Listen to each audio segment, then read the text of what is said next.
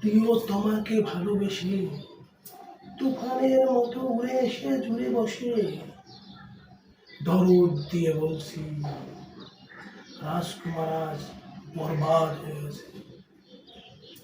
আরে চাঁদ মামা টিপ দিয়া ঝারে কে ভালো কে রে মন্দ আমি চিনি না রে, কে ভালো কে রে মন্দ আমি চিনি না রে, কে ভালো কে রে মন্দ আমি চিনি না রে।